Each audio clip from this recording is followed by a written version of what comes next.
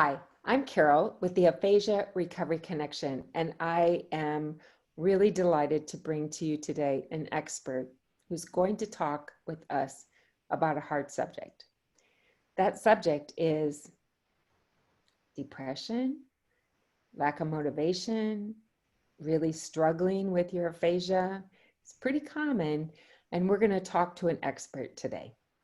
So our expert is Dr. Linda Worrall. She comes to us from Australia.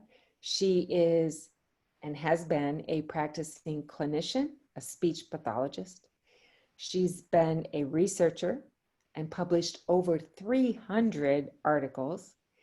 She's a professor. She's an aphasia advocate. But what I love most, I think, is she really cares about your well-being.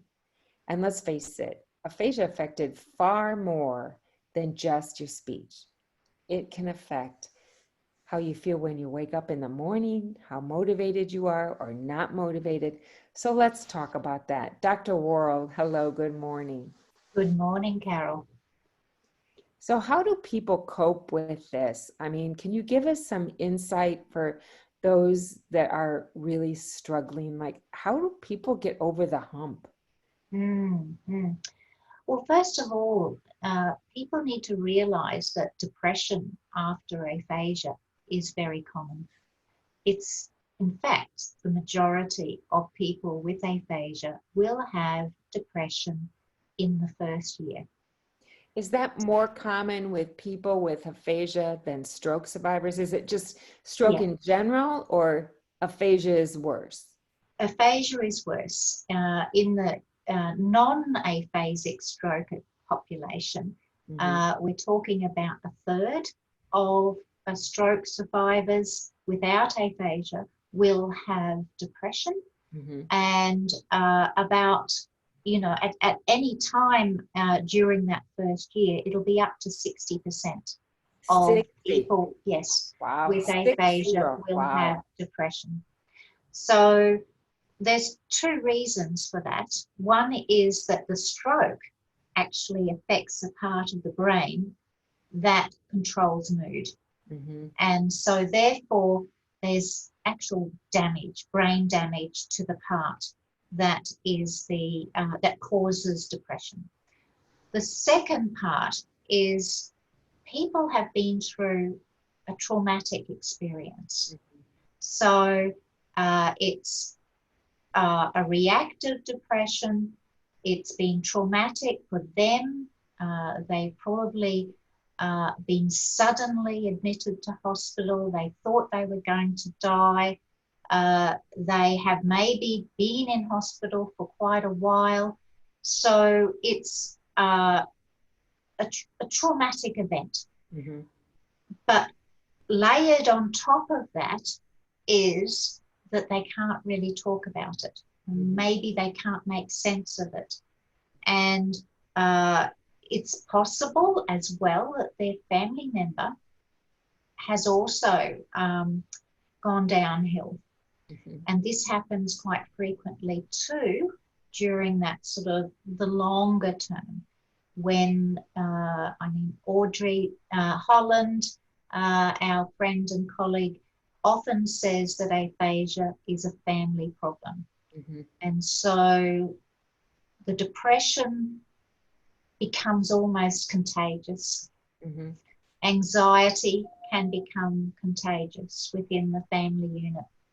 So the first thing is to recognize and acknowledge that depression is probably going to happen.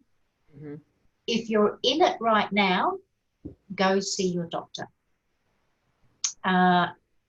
You really do need to get it sorted. The doctor will help perhaps with medication, but there are other things that you can do as well. The main sort of thing that you can do is to do things that bring you joy. So it's called behavioral activation. So it's about finding the things that you enjoy and doing them. So I remember One of my clients, he used to repair bicycles in a shed at the backyard. And so he returned to repairing bicycles in his backyard, in his shed. And that was something that he really enjoyed. He sort of ended up bringing over a few mates as well in his back shed, and that helped him a lot. Mm-hmm. It can be, and that's a non-verbal activity usually. You don't need to be able to talk to do that. We have men's sheds here in Australia where men can go and do woodworking or whatever, but it's finding something you enjoy and doing it and getting out there to improve your mood. So it may be things like choir, joining an aphasia choir. It may be doing something that you used to really enjoy before. It may just be going out for coffee with a friend.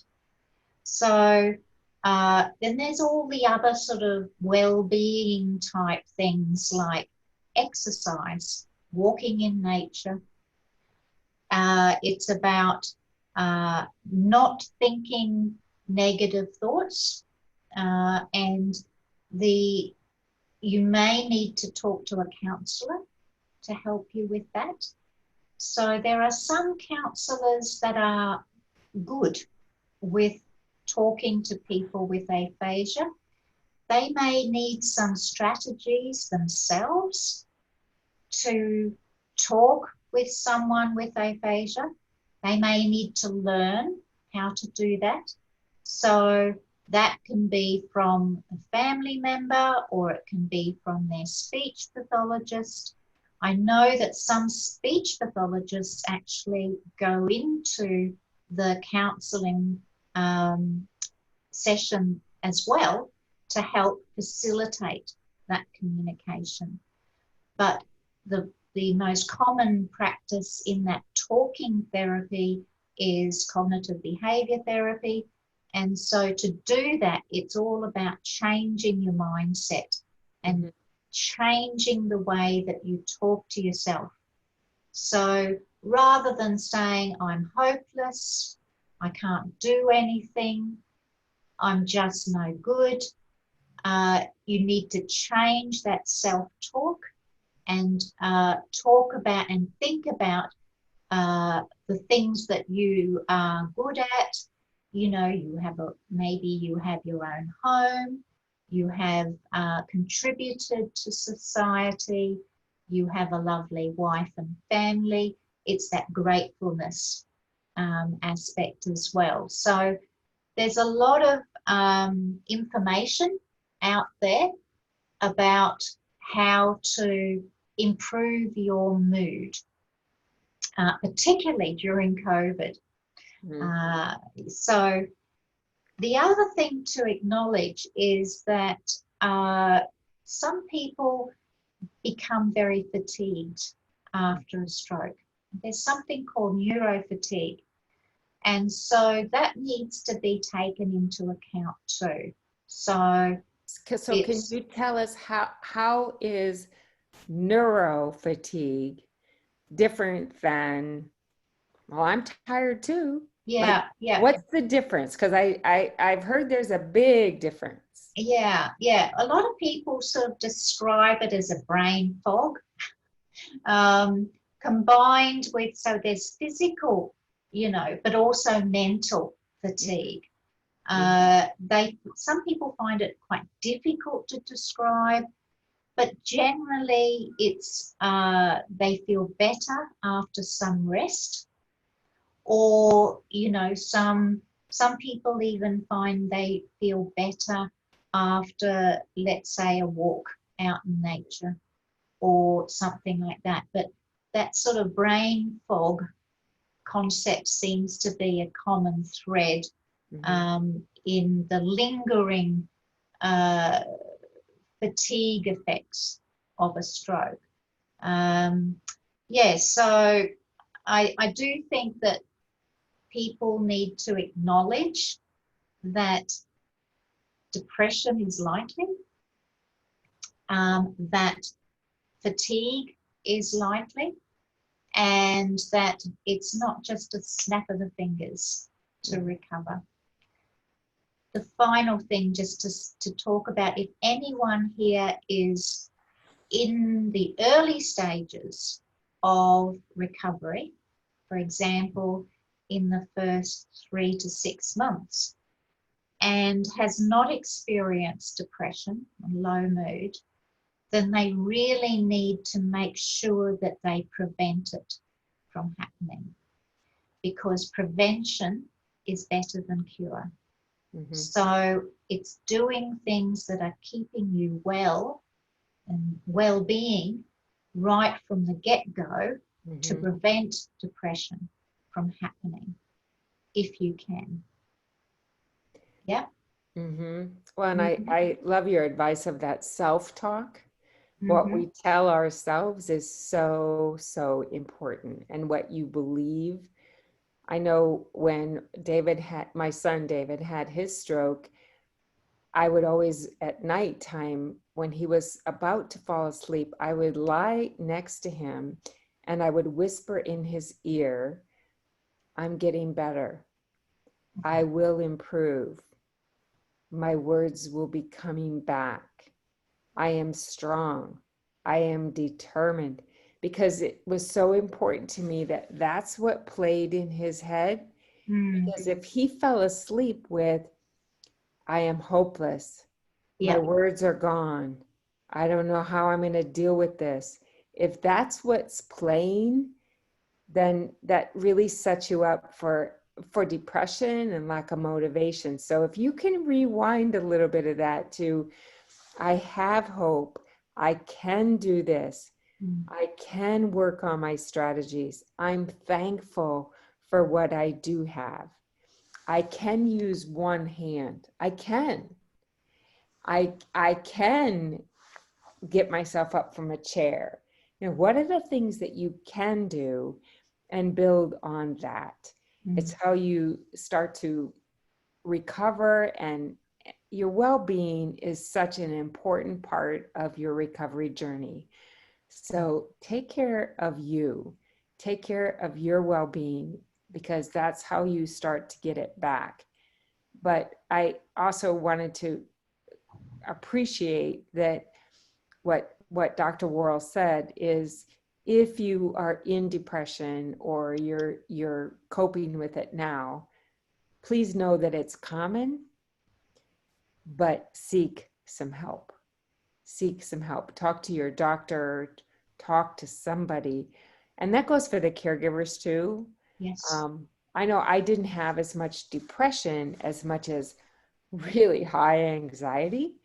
It was hard to sleep. My teeth would chatter. I just was wound really, really, really tight. It's hard on everybody, and it is a family issue, and we're here to support you as we can, but sometimes you have to take that first step and recognize where you're at and how you could start to make some changes, maybe even tonight or tomorrow. What are you going to tell yourself?